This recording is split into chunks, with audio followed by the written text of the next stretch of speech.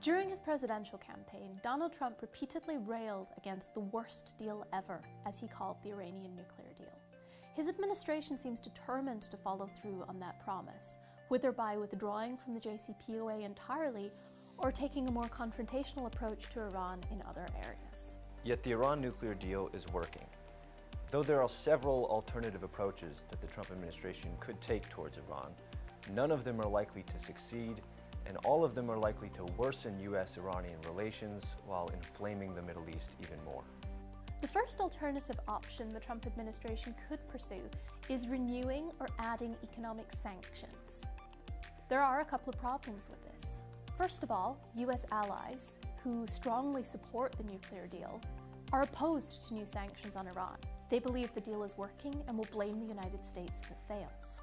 European countries in particular are unlikely to go along with the Trump administration in imposing new sanctions on Iran. Their governments are likely to push back strongly on this issue.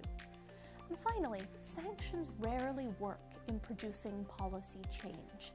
New sanctions on Iran have very little chance of actually producing better results or creating a better deal. The second option is challenging Iranian influence in the region. There's several problems with this approach as well. First of all, America's Middle Eastern allies are not united on the question of Iran.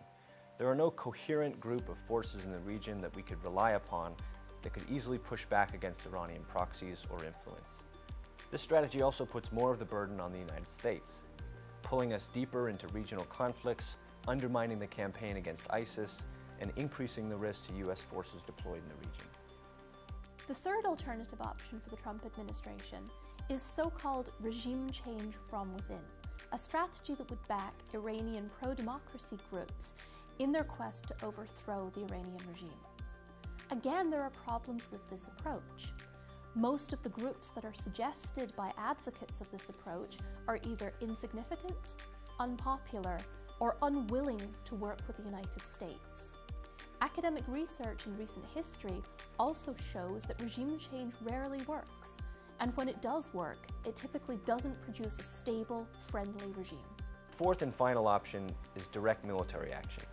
President Trump has no legal authorization to engage in a preventive war against Iran, either from Congress or under international law. Even small-scale military confrontation is likely to escalate very quickly, requiring substantial U.S. force commitments and increasing the risk of retaliatory strikes. A large-scale conflict could be costlier than the Iraq and Afghanistan wars combined.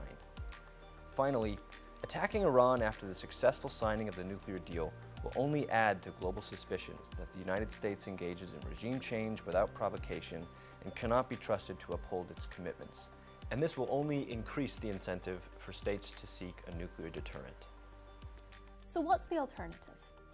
The US must seek to uphold the JCPOA and build on a successful nuclear deal for cooperation in other areas of US-Iranian relations.